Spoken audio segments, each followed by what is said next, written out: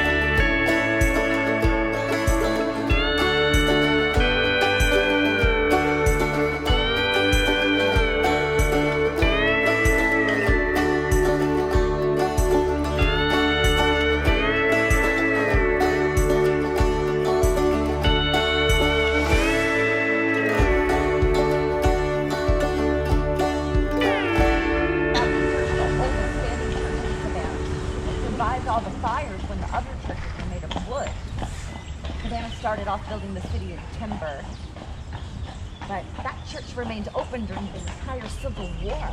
And it didn't matter what side you were on, as long as you came to worship at the door, you were allowed to worship. But most of the men were out of Savannah before Sherman came through. His women, Union soldiers. This house looks like the White House because, they might have a concert soon. Right? The Savannah Philharmonic will do a free show right there. Oh my gosh. On the porch. Do you hear music? Do they cut their classrooms, studios that were coming around Madison Square. It's named after President Madison. Right. But the monument in the center is a depiction of Sergeant William Jasper during the siege of Savannah, which was fought right here in the square. The second bloodiest battle of the American Revolution took place right here. And we're going to be parked on top of a mass grave, which is a water bucket. So what was the history behind the sergeant? What did he do to, so we've got him a monument? Well, he was from South Carolina, and he had a whole regiment under him and his name, Sergeant Jasper's regiment. A lot of them were Irish. And during the battle, he realized that a lot of his comrades were struggling and they were dropping the flag. So he reached down to pick it up, and bullets took his hat off his head. So there's bullet holes all in the hat that lays at his feet. And once he got the flag, he lifted it high, and while his arm was raised, he got a fatal gut wound. I can't even imagine what one of these houses would sell for. Well, once it's restored, they get that plaque with a date on it. Yes. And then it'll be in the millions. But if you find a house that needs restoring, you can find one for $300,000, but you don't need to put that much into it or more. You know what I mean? Yeah, but I would. Red doors mean that the homeowner had paid their mortgage and in celebration painted their door red. That was a tradition in the 1800s. Oh, that's cool. And they had to lay out their own sidewalks. That's why there's different materials used. Well, we had an outstanding tour of our Savannah, Georgia carriage drawn horse tour today. And Karen is showing her appreciation of the flowers she received and also giving Pepper some love. Now, if you're ever in the Savannah, Georgia area and your appetite is calling, I mean, you're like really hungry, you're going to have no problem finding tons of great restaurants in this part of Georgia. However, if you get the opportunity, you have to stop at the world famous Paula Deen's The Lady and Sons. Karen and I did, and we had a great time. Okay, so we were at Paula Deen's Lady and Sons. Oh, this is a very famous restaurant. I think it is a pretty famous restaurant. It is very famous. Very famous restaurant. So we're at Paula Deen's here in Savannah, Georgia. We're about to have lunch, and we're going to give you our review of Lady and Sons. I'm excited. Really excited. So we probably should have had these going when we just walked up, and I had the camera off. But she's went to the menu, and they are, first off, did she say this was an old factory or an old warehouse? Yeah, it's an old clothing warehouse. It's the oldest building in Savannah. Oldest building in Savannah, and it's 3 floors. Yes. The bar at the top, and did she say it was also the largest employer restaurant as far as, did I get that right? I think so, yeah. Yeah, something about one of the larger employers, maybe just for restaurants. But how this works is it's all family styled, and they basically bring like shareable foods out here for you, and you share it back and forth. And you can either get the Bobby at $18.99 or the Jamie at $19.99. Now the Bobby is 2 main dishes and then 4 of Paula's famous side dishes, and it also includes dessert. Yes. But no appetizers or alcohol. But that's okay. How was that for my memory? I think I memorized that pretty good, didn't I?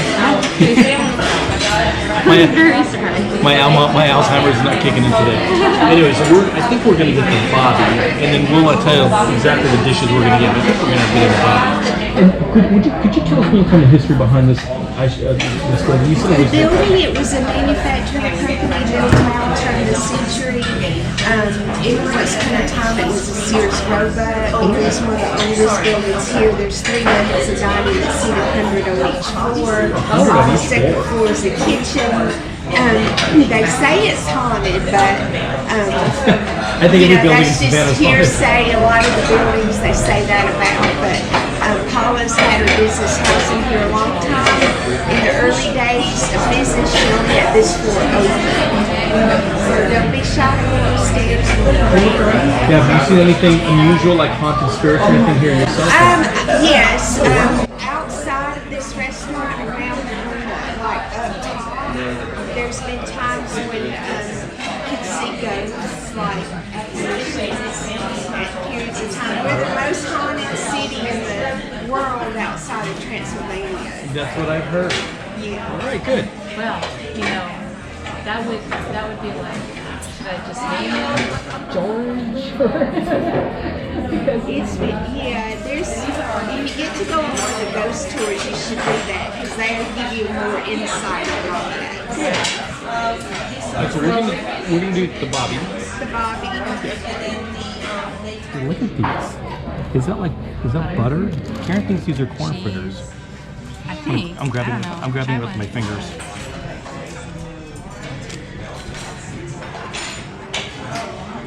Cheese in it. Okay, drum roll please.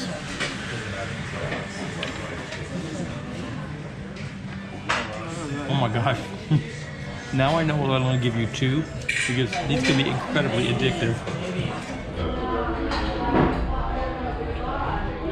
So we're gonna go upstairs and we're gonna explore Paula Deen's restaurant. So this is the bar on the 3rd floor of Lady and Sons.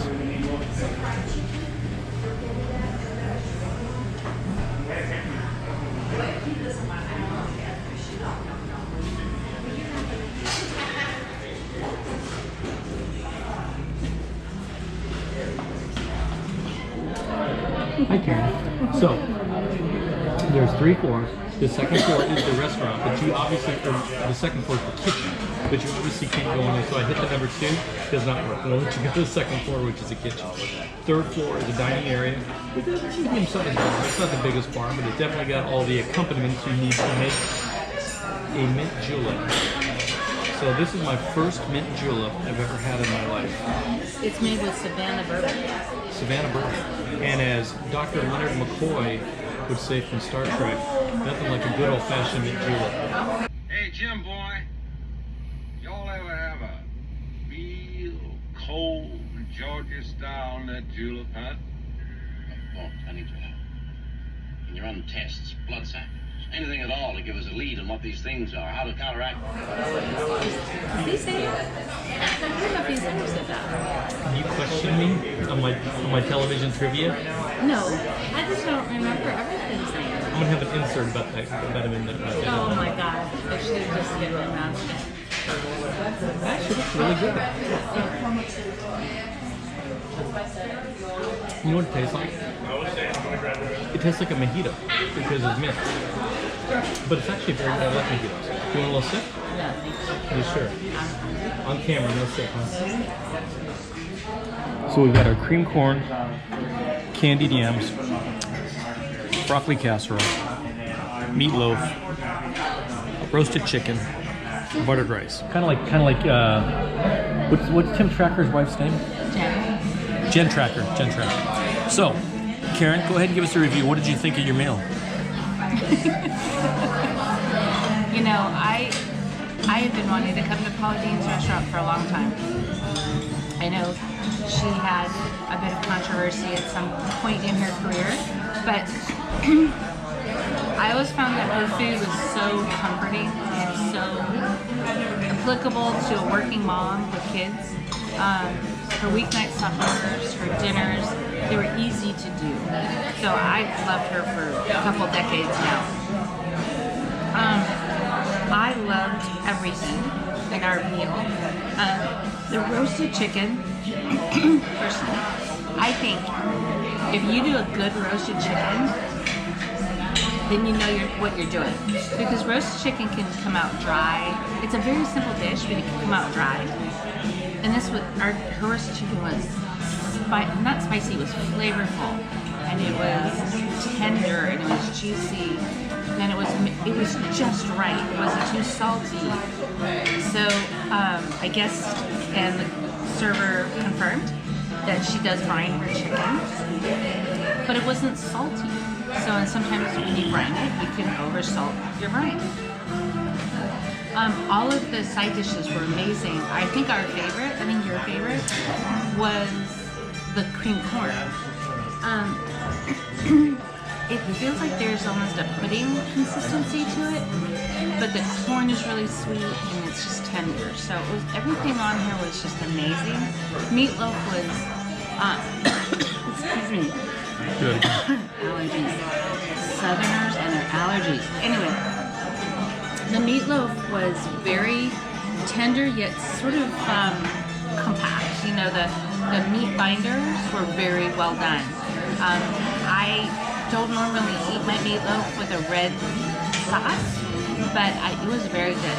Very, very good. So, really enjoyed it. So I agree with everything what Karen just said. The only thing if I would change is probably the buttered rice, because it's really all it was just buttered rice. Not that it was bad, but it was just buttered rice. There's nothing extra flavorful or anything about it. My favorite, though, I would agree, was the corn, the side dish to the corn. Broccoli casserole is really good, so are the yams. I do like the red sauce on the meatloaf, and it was kind of tangy, a little barbecue flavorish. I like it. And just like Karen said, the chicken was super tender.